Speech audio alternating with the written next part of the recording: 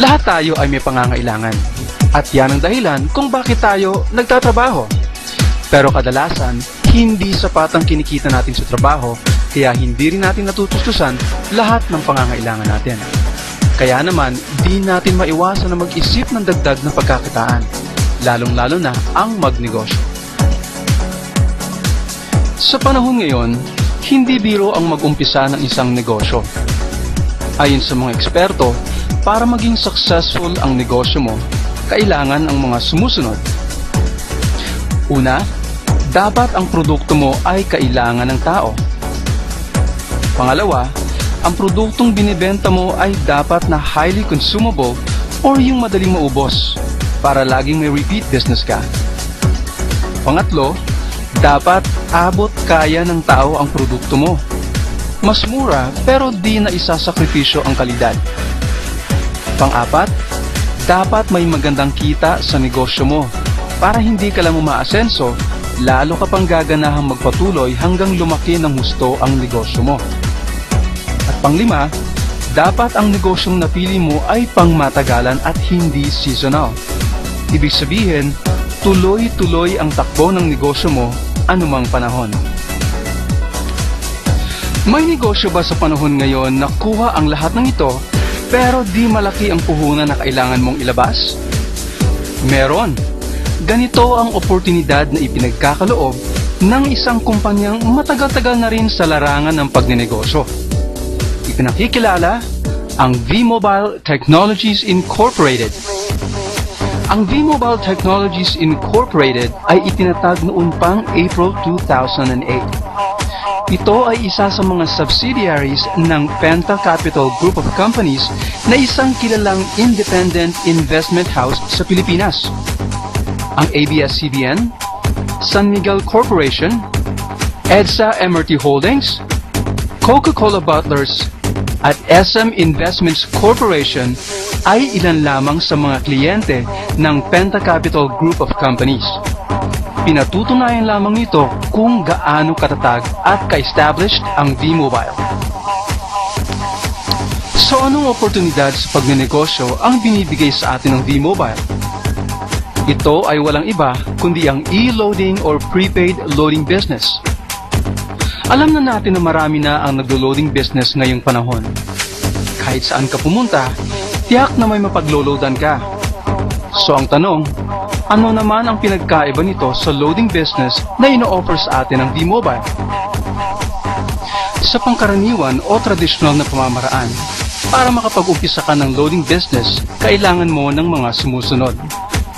3 cellphone, tig-iisa para sa Smart, Globe at Sun Cellular. 3 retailer SIM, tig-iisa para sa 3 networks na nabanggit. At 3 load wallet o pondo para sa bawat retailer SIM.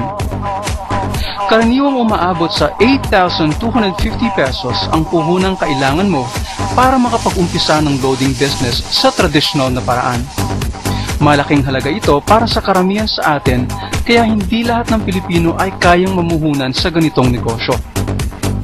Eto na, sa V-Mobile mas higit na maganda ang loading business. Paano natin nasabi? Sa V-Mobile, hindi mo na kailangan bumili ng 3 cellphone. Hindi mo na rin kailangan bumili ng 3 retailer SIM. At lalong hindi mo na kailangan mag-maintain ng 3 load wallets. Ang nag-iisang cellphone na gamit mo at ang personal na SIM card na nasa loob ng cellphone mo, ito lamang ang kailangan mo at pwede ka na makapag-load para sa lahat ng networks. One phone, load all ika nga. O di ba mas maganda? Sobrang laki na natipid mo dahil hindi mo na kailangan gumastos pa sa pagbili ng 3 cellphone at 3 retailer SIM. At ito pa ang mas maganda. Sa V-Mobile loading business, hindi lang electronic loads or e-load ang pwede mong ibenta. Kasama pati mga PIN-based cards tulad ng cellphone cards, landline cards, prepaid internet, online gaming, at marami pang iba. Lahat ng ito through text ang bentahan. Di mo na kailangan ng physical inventory ng phone cards. Hindi yan kayang gawin sa pangkaraniwan o traditional na loading business. And there's more. Pwede mong makita ang sales inventory mo sa sarili mong website via www.vmobile.com. loadextreme.ph.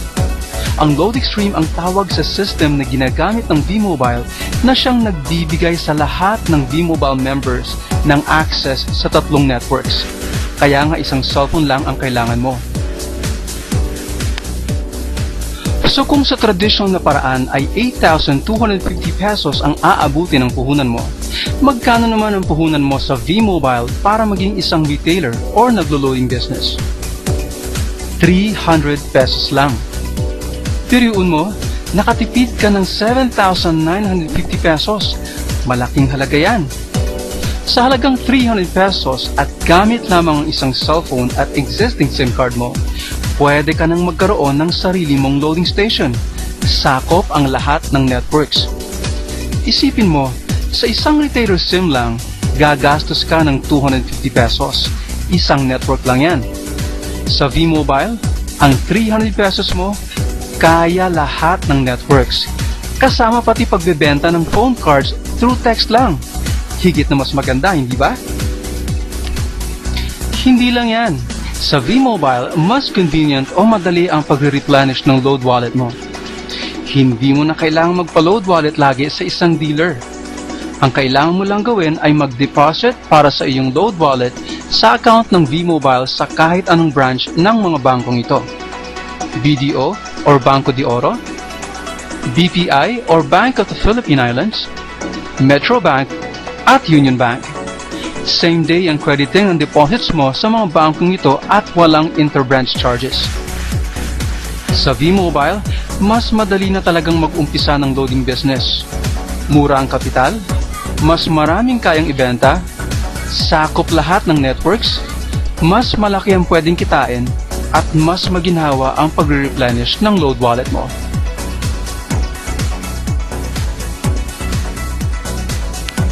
Sa ngayon, ang V-Mobile ay nagbibigay din ng dealership opportunity para sa mga gustong mas malaki ang kitain.